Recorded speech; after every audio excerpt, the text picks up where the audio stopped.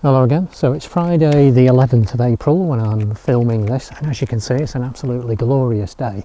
But up here in Northumberland, I tell you what, it's been freezing for the last few weeks. So if you are in the UK, you'll know we've had some fabulous weather, but my god, it's been cold.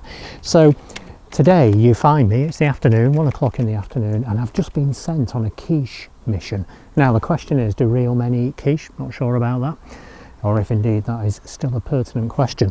So I came on the scooter and I've been off to a place in a little village called Long Framlington, which is in between Wooler and Morpeth, and I've been to a place, an artisan bakery called the Running Fox. Absolutely gorgeous place, and they've got about 4 or 5 different places here in Northumberland. So if you're up here, you're visiting, definitely stop by the Running Fox and have a sandwich, have a pastry, have a slice of quiche, have some soup. Really brilliant artisan bakeries, are really nice. So that brings me on to bike number 50. So I've been thinking about it a lot and what it is that I actually need. So you're probably aware that I'm going to swap my Honda CRF 300 Rally for something else, and we'll just stop here for a moment because there's a car coming past. So yeah, I'm swapping my CRF 300 Rally, and I genuinely have been prevaricating about what to buy. And the main reason for swapping the CRF, and I'm going to do a video about this later, but the main personal reason is that my intention was to use the CRF Rally for some long distance stuff, and do bits of the TET over in Europe and some of the military roads over the Alps, which are all like nice and gravelly. But with the best will in the world, I can only ride the Rally for about a couple of hours at a time, and then I start to feel really uncomfortable. So I've decided that long distance stuff is only going to be done on my scooter from now on. So I've reluctantly decided to sell the Rally for that reason, and I want a pure trail bike. And I've been looking at absolutely everything. A Beta Alp, I've been looking at second-hand KTM Freeride 350s, obviously I looked at the Chinese offerings, I've looked at absolutely everything. And for trail riding, for me, it's more about what you need as opposed to what you want. I'd like a KTM 350 EXE or a Beta Cross Trainer, but they're no good for me. The kind of off-roading I do these days is very much soft-roading. So given that I'm selling the Rally, I was thinking about, well, what is it that's going to make trail riding easier? Lighter, ergonomics, ease of use. And if you look at the market and what's out there, there's not much out there really, to be honest. I know people go on about the Chinese bikes, I know people go on about Royal Enfields, but Royal Enfield 450 Himalayan, what's it weigh? £425. I'm not taking that off-road. I mean, I could, of course I could, and people do, and and it's really quite good. But I trail ride on my own, and I don't want something that heavy, because if you've ever pushed a 400 bike versus pushing a 300 pound bike, it's quite a difference. Anyway, so I'm not going to do the big reveal and all that kind of nonsense, because I know who's interested really. So a rather boring choice. I've put an order in for a standard Honda CRF 300L, the 2025 model. Now I said, I think last year, I wasn't all that interested in it, but my plans have changed. It's slim, it weighs just over 300 pounds wet. If the suspension isn't any better, great. And I've got a grey one, to kind of go with the grey theme that's going on. So yeah, the new bike number 50 is going to be a Honda CRF 300L, currently on order. Hopefully it'll be here in a few weeks time and I can bolt a few Asabis bits and pieces onto it. Okay, so what else is going on? Well, I've finalised my plans, my holiday plans for going away on the scooter this year. So what I'm going to be doing is heading over to Greece. So really looking forward to it. So I'm going to get the ferry, Newcastle to Amsterdam, go through Northern Europe, over the Alps, then heading over to Ancona. From Ancona I'll catch the ferry over to Greece, and I'll be landing at Igoumenitsa as opposed to Patra, and then I'll be spending 5 days on the Greek mainland. So really looking forward to it. Now, one of the reasons for going to Greece, apart from heading south and finding the sunshine, and obviously I love feta cheese as well, the reason for going to Greece is that many years ago, probably about 15 years ago or so, when I was coming back from Turkey in the Middle East, riding through the Greek mainland, and I remember coming across this place and I thought, my god, I've got to go and revisit that place. It's absolutely amazing.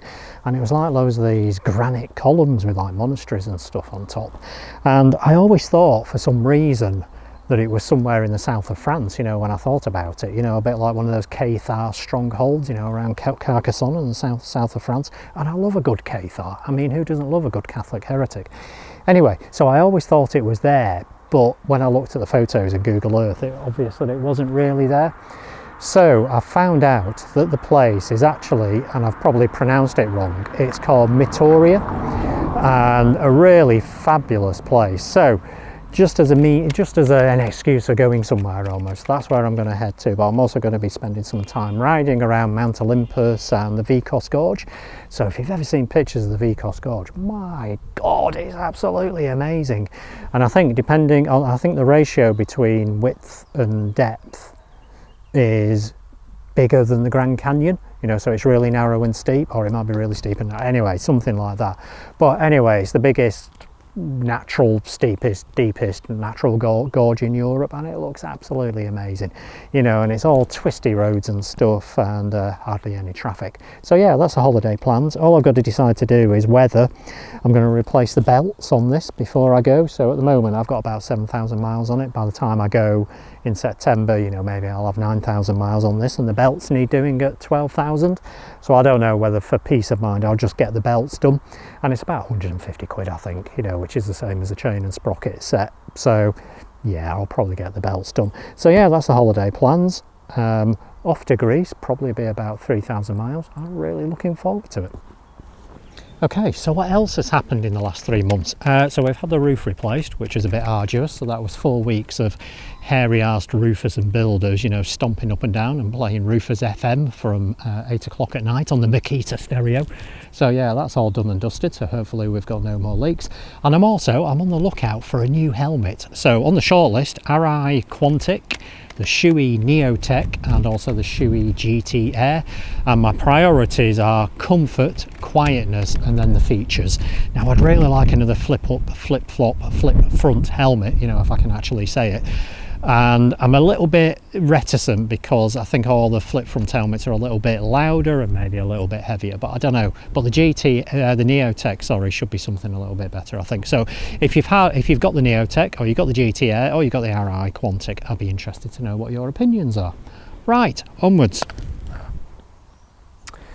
And then finally, I think the other thing is just a big shout out to James Pritchard. So James is, you may remember him, I've mentioned him in some of the community posts and stuff on YouTube. So James had a really nasty accident back last year, broken femur, but loads of kind of soft tissue damage, and it's really pretty horrible.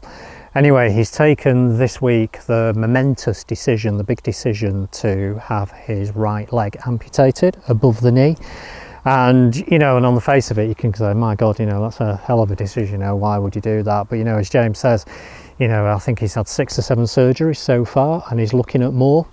And, you know, you can't plan like that, you know, and as he also says, you know, his leg doesn't feel like his leg anymore. It's, you know, it's just had too much trauma, you know, and with an amputation, although obviously it's a big decision and it's a really serious thing, you kind of know where you are, you know, and it will allow him to plan. And the great thing about it is, you know, James is now really motivated, making plans for the future. You know, he's talking about, you know, the kind of prosthetic, about how he's going to get the car modified so that he can drive. Obviously I've recommended that he perhaps buy a scooter, but also, you know, and he's thinking about joining a wheelchair basketball team and playing tennis and stuff. So he's really motivated. It feels like, you know, a proper new lease of life, and he can plan, you know, he can make plans for the future. You know, and James is only 43 years old, so, you know, he's got a lot of life ahead of him.